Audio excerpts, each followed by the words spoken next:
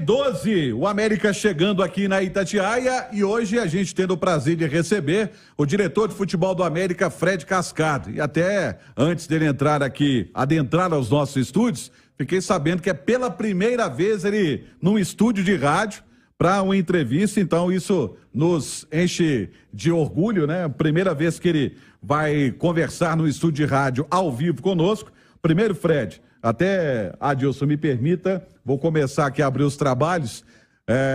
Obrigado pelo convite, por ter aceitado o convite. Prazer recebê-lo aqui na Itatiaia. Obrigado, Romano. Boa tarde a todos. Prazer imenso de estar junto com vocês. A pandemia não nos permitiu estar antes aqui com vocês. E realmente, é a primeira vez no estúdio. Estou muito feliz. Parabéns por todo o trabalho desenvolvido.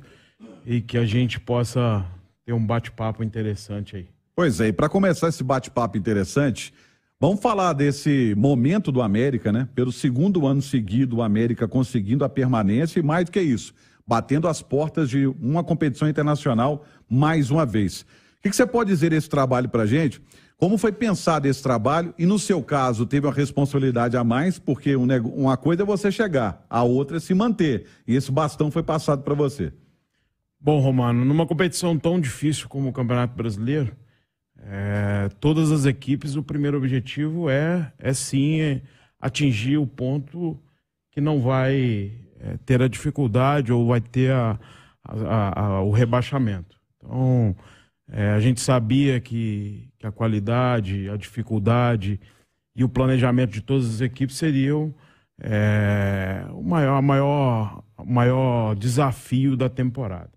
Né, com muito trabalho, com muito planejamento, a gente desenvolveu tudo aquilo que foi planejado e atingiu esse primeiro objetivo. Né? Eu participei de um segundo momento de planejamento, mas dentro do clube a gente sabe de todas as ideias, tudo aquilo que o clube pensa, tudo aquilo que o clube tem para subir de patamar, para manter na Série A, dentro do seu planejamento. Então, é com orgulho que a gente entrega isso aí, mas a gente tem ainda muito a crescer na competição e desenvolver aí até as últimas 7 rodadas. Comentarista Léo Figueiredo.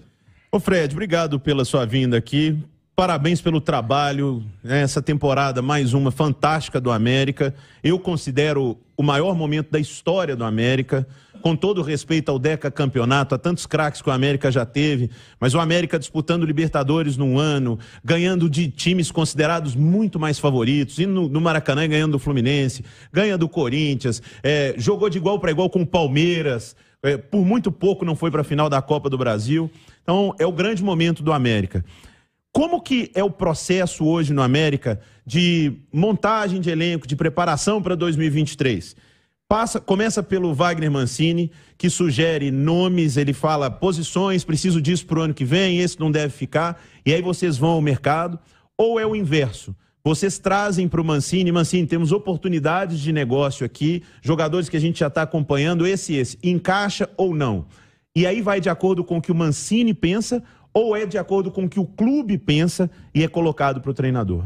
Boa tarde, Léo. Interessante a pergunta, porque primeiro partiu da renovação do Mancini. Então, se a gente renova com o treinador por 2 anos, é porque ele está dentro da metodologia do clube. Então, esse foi o primeiro passo para o nosso planejamento de 2023.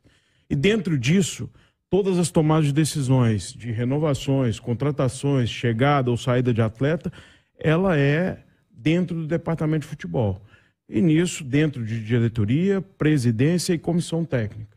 Além do departamento de mercado, que traz as sugestões, sim, dos atletas que a gente está correndo atrás ou está observando, e a gente tem o perfil traçado. O perfil traçado desse atleta, ele foi discutido junto com a comissão técnica.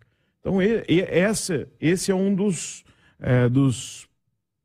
pilares do nosso sucesso. É saber o objetivo do clube, traçar o perfil de atleta e, a partir daí, dentro da metodologia de um treinador que agora tem 2 anos de contrato com a gente buscar novos objetivos e novas metas nas próximas temporadas. Natália Fiuza.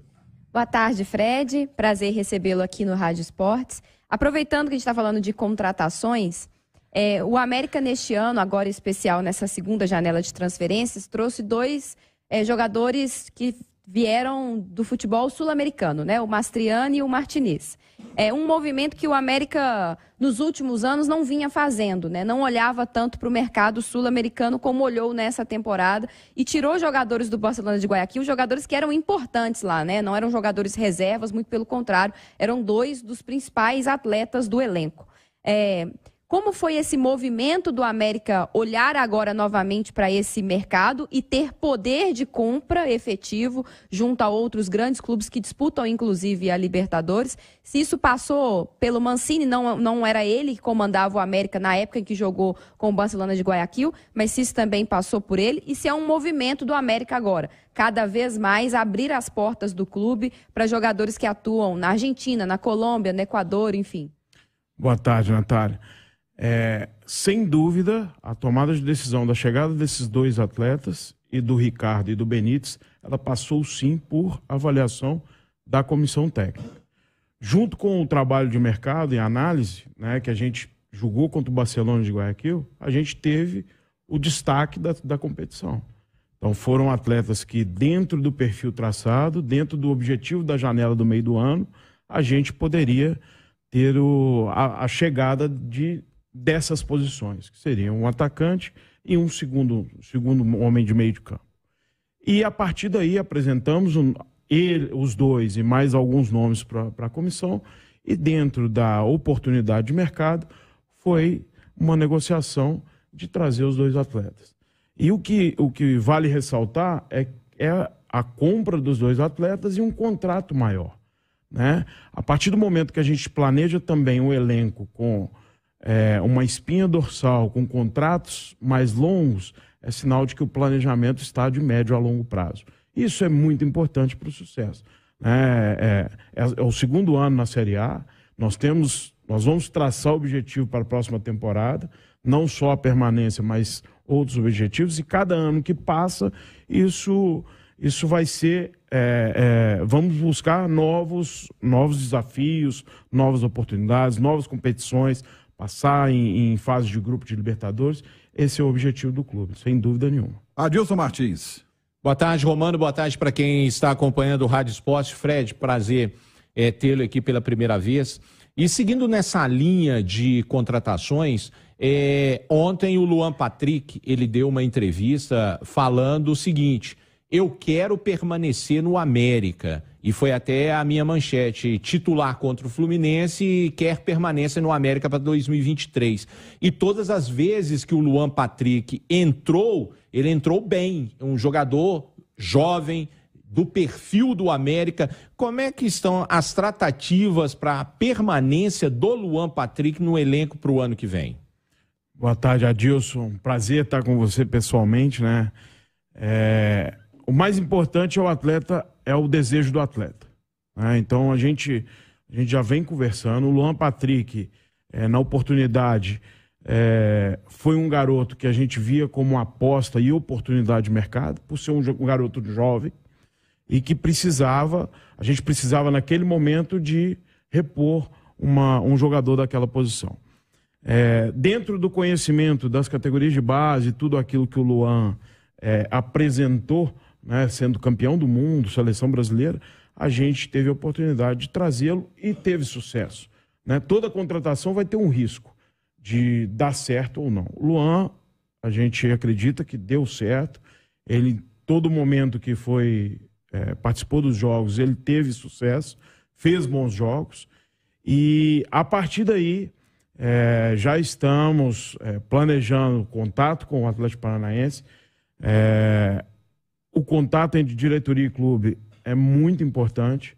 A gente tem uma boa relação com o Matos, o presidente Marcos Salum com o Petralha tem boa relação, então vamos caminhar para a permanência do Luan, sem dúvida nenhuma. Perguntei sobre o Éder. O Éder que ele participa, está entre os líderes das estatísticas do Campeonato Brasileiro, de jogadores que mais, por exemplo, bloqueiam chutes do adversário e tem chamado a atenção de clubes, a gente tem essa informação. Já sondaram o América, qual é a situação dele? Ele tem contrato longo com o América, qual é a situação do Éder nesse momento?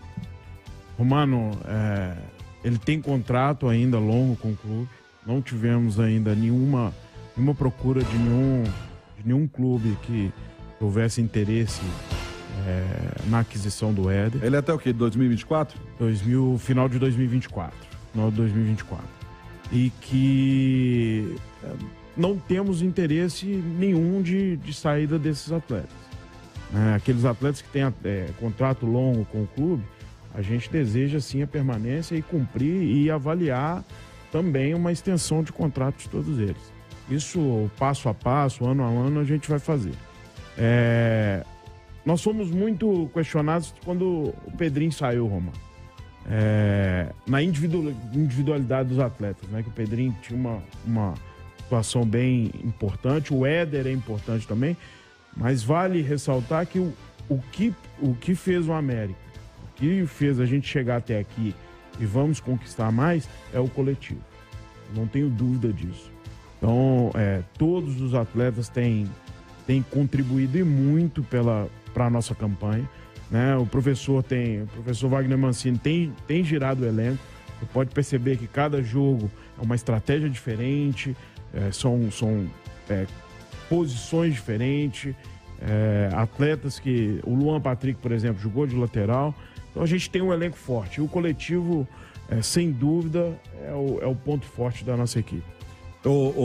E falar nisso, não foi só o Pedrinho, não. Perdeu antes o Paulinho Boia também, que foi uma pancada enorme nesse momentâneo ali. Pelo menos o América conseguiu se segurar depois da saída dele, Nath.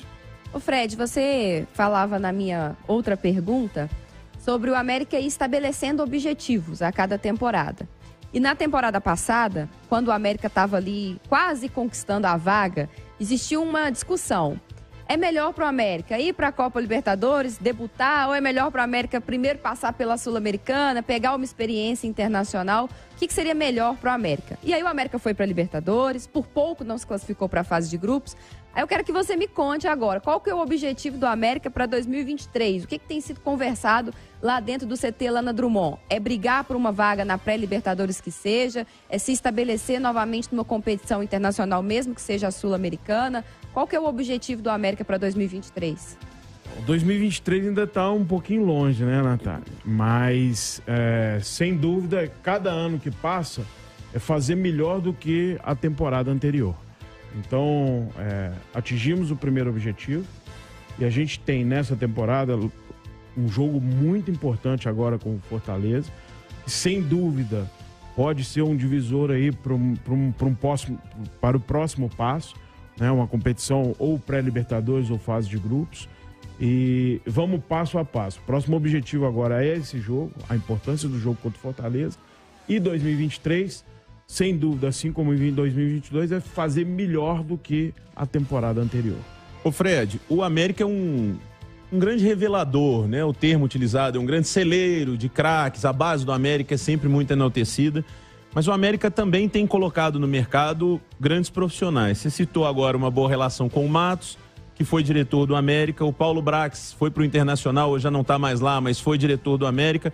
O América revela também bons profissionais, assim como você está trabalhando agora no América. Para quem nos acompanha, e eu acho muito legal falar sobre isso, tem muita gente que quer jogar futebol, né? Sonha em ser jogador. Mas e quem quer trabalhar com futebol? Qual que é o caminho para o cara hoje sonhar em ser um diretor de futebol, um gestor de futebol? Qual o curso? É educação física? Qual que é mestrado? É curso na Universidade de Futebol? É curso de gestão da CBF? Qual é o caminho para as pessoas se capacitarem? Porque eu disse agora há pouco, antes de você chegar, que os amadores estão saindo de cena. Os profissionais estão assumindo o futebol. E por isso o futebol brasileiro está melhorando, está crescendo, está saldando dívidas, está se organizando. Como se transformar num profissional do futebol, Fred? Olha, Léo, é uma pergunta difícil de responder. Então ela é boa. Ela é boa. O planejamento de carreira não é fácil. Eu cheguei até aqui depois de passar por várias funções no futebol. São 15 anos, né, desde as categorias de base e agora o primeiro ano no futebol profissional. Eu me formei em educação física. Eu tenho um perfil diferente. Você vai encontrar em diretores de futebol perfis diferentes. Aqueles que formaram em educação física, foram treinadores, foram preparador físico, que agora têm um cargo de gestão e terão que preparar para o cargo de gestão, seja ele o curso da CBF, que tem o curso de gestão, diretor executivo, e aqueles que vêm de uma parte mais de gestão, que é formado em direito, enfim, e ali também tem a experiência na parte administrativa, mas que vão ter que adquirir os conhecimentos da formação do atleta, do jogo, dos conceitos do jogo. E a partir daí, fica aqui uma dica, né? As licenças CBF dos treinadores, isso é importante para a gente saber os conceitos de jogo, os princípios do jogo, saber discutir na hora de uma contratação quais os pontos fortes, quais os pontos fracos de cada atleta. Então, não tem receita de bolo, né? Vão ter perfis diferentes. Hoje o meu perfil é mais técnico, por ser formado em educação física. E vai ter o perfil mais administrativo, e vai ter que buscar o conhecimento na parte técnica. Posso só mais uma rapidinha aqui, turma? Como é o dia a dia do diretor? Porque quando está período de contratação, Romano, todo mundo fala assim, o diretor contratou, o diretor vendeu. E o dia a dia? Pois todo mundo acha que a principal função do diretor é contratar ou liberar o jogador, fazer negociação. Não é isso. Ele tem uma gestão de todos os departamentos.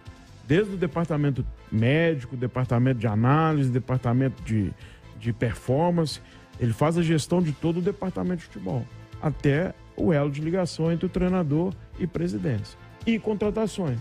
Mas esse não é a principal função do gestor ou do diretor executivo.